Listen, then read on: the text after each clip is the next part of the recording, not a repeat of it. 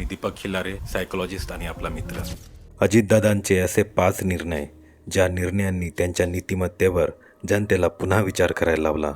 तसेच या चुकांच्या आढावातून आपण काय धडा घ्यायला हवा याबाबत परीक्षण या व्हिडिओत आपण करणार आहोत। पहिला चुकीचा निर्णय, शरद पवारांशी फुटीरता आणि सत्तेसाठी भाजपशी हात मिळवणी। हा निर्णय त्यांच्या राजकीय कारकिर्दीतील सर्वात मोठा धक्का मानला जातो।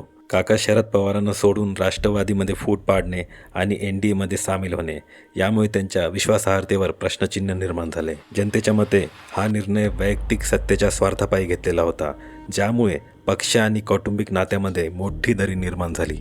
यातून आपल्याला शिकण्यासारखा धडा असा की पक्षातील निष्ठा आणि कौटुंबिक ऐक्य सत्तेपेक्षा महत्त्वाचे असते। दुसरा चुकीचा निर्णय, फडणवीसांसोबत 2019चा पहाटेचा शपथविधी। अजितदादांनी राजभवनात पहाटे अचानक घेतलेला उपमुख्यमंत्रीपदाचा शपथविधी हा एक मोठा राजकीय जुगार होता आणि जो पूर्णपणे अंगलट आला। हे सरकार केवळ 80 तास टिकले, यामुळे त्यांची प्रतिमा एका अस्थिर नेत्याची झाली आणि जनमानसामध्ये त्यांच्याबद्दल अविश्वास अजून वाढला। यामध्ये आपल्याला शिकण्यासारखा धडा असा की घाईघाईने आणि गुपचूप घेतलेले निर्णय अनेकदा अपयशी ठरतात। चुकीचा निर्णय तिसरा, पत्नी सुनेत्रा पवार यांना बारामतीमधून उमेदवारी देणे। स्वतः अजित पवारांनी नंतर कबूल केले की सुप्रिया सुळे यांच्या विरोधात सुनेत्रा पवारांना निवडणुकीच्या रिंगणात उतरवणे ही एक चूक होती। राजकारण घरापर्यंत नेल्यामुळे लोकांमध्ये नाराजी पसरली आणि त्याचा परिणाम निकालावरही दिसून आला। यातला धडा, निवडणुकीच्या रिंगणात कौटुंबिक नात्यांना आव्हान देणे भावनिक आणि राजकीयदृष्ट्या महागात पडू शकते। चौथी चूक, आर्थिक घोटाळा।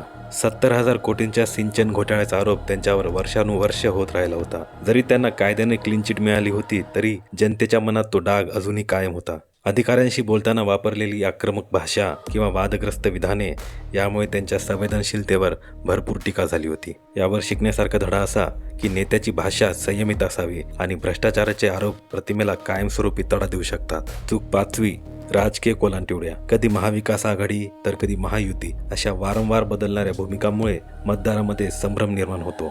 यामुळे त्यांच्या कार्यकर्त्यांना नक्की कोणत्या विचारधारेसोबत राहायचे हे समजले नाही। यातून आपण शिकण्यासारखा धडा असा की स्पष्ट विचारधारा आणि स्थिर भूमिका हीच राजकीय दीर्घायुष्याची गुरुकिल्ली आहे। मित्रांनो, जर हा तुम्हाला व्हिडिओ आवडला असेल तर जास्तीत जास्त जणांपर्यंत शेअर करा, लाईक करा आणि सबस्क्राईब नक्की करा। धन्यवाद।